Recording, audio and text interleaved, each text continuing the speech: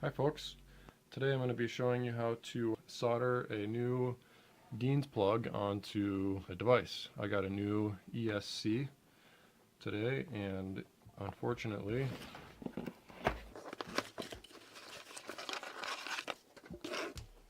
this new speed control comes with Traxxas connectors. I think Traxxas connector is fine connector, but it's not what I use on everything else. I like to keep the same thing on all my stuff. So we're going to take that off and put the Dean's plug on. What you get in your Dean's plug package is usually a male and female Dean's plug. This is the male, and you get a few pieces of heat shrink tubing to seal the thing up when you're done soldering it together. So supplies that you'll need, obviously the Dean's plug. Hopefully it came with the heat shrink tubing. If not, get some heat shrink tubing, at a hardware store and use that.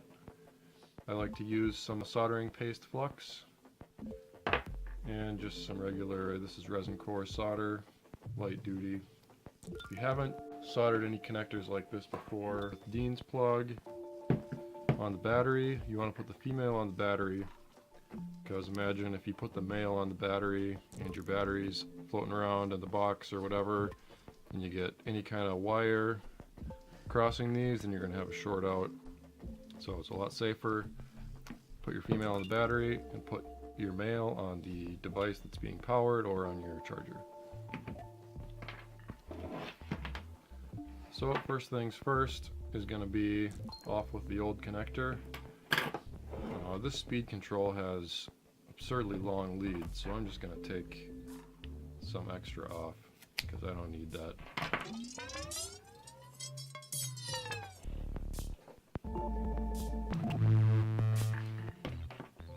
So there's the battery leads. First thing to do is going to be strip the insulation off the end of the wire. You don't want to strip too much, especially if you only have this much heat shrink tubing to work with. You don't want to strip off too much and not be able to cover up the exposed metal.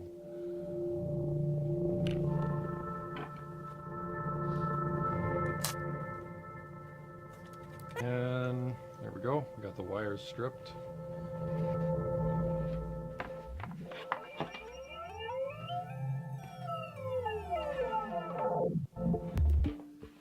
This probably isn't necessary, but this is the way I like to do it. I like to tend the wires so that when I'm actually soldering the connector on, the solder flows together a lot more smoothly. So I put a little bit of flux on each wire. Got my soldering iron here, already been warming up. Got my solder. Let's see if I can zoom in a little bit for you.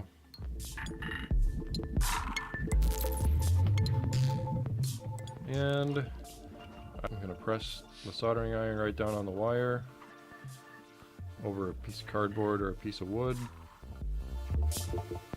and melt some solder into the wire. And with that flux, it's just going to flow right into the threads.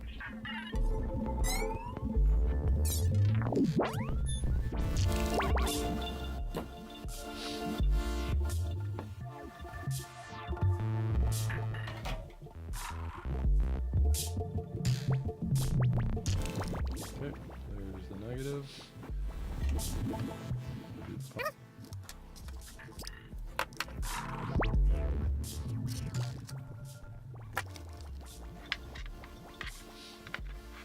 Alright.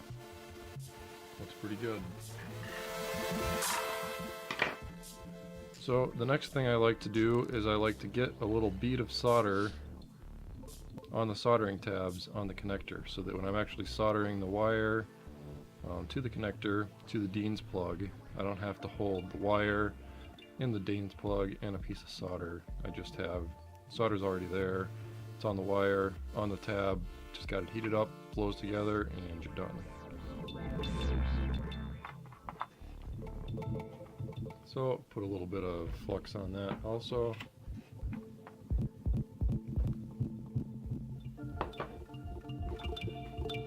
don't have to have it, but a lot of times it just makes everything go a little bit more smoothly.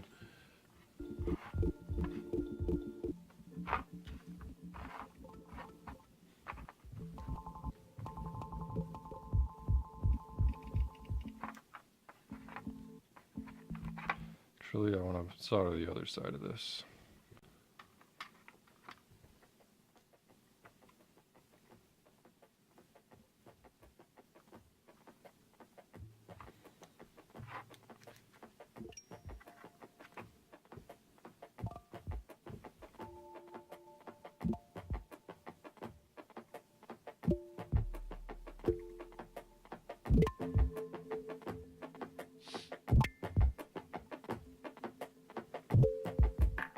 So you want to be careful when you're done. It's probably still hot, but hopefully you can see here, got a nice bead on each tab. Okay, on the Dean's plug,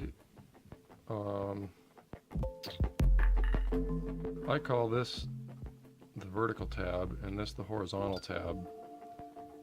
The way that I remember the polarity is the horizontal looks like a minus sign for negative, and that's where your negative is going to attach, and the positive is just going to attach to the other one.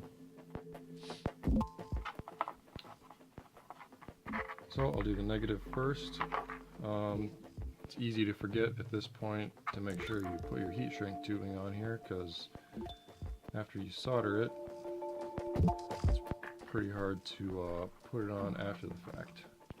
So just put it on the wires, slide it down to the end, get it as far away from the heat as you can, or it's going to shrink on you before you're ready. Normally at this point I have a helping hands, but I don't today, so let's just see if I can make this work anyways.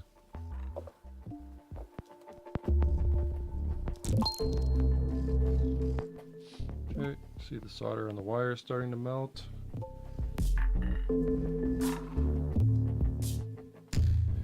You might not be able to see it in the video, but I can see it flowing onto the tab. So that means connection's been made. Pull the heat away. Try not to move it until it cools. And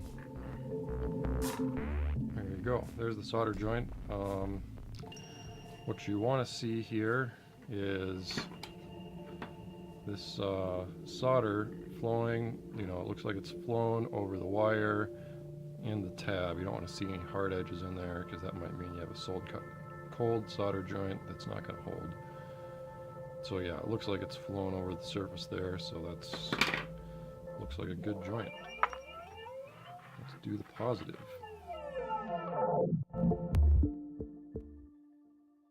Let it cool. Alright, that looks pretty good too. Okay, so we're done with the soldering. Now we just need to get our heat shrink tubing over the joint. Slide that right on up.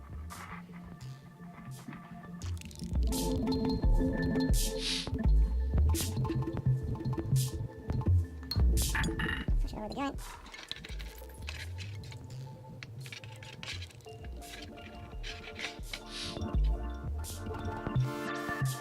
And then obviously you need your heat to shrink this. You can just hold your soldering iron underneath here, and the heat coming up off the iron will shrink it. You can use a match. I like to use my heat gun. It seems to be the best way to do it. A little care to not have the heat pointed at anything in the background. It's going to start on fire.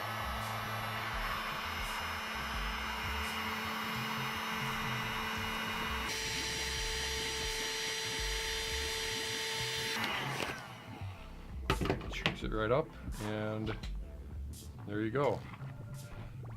Took the old connector off.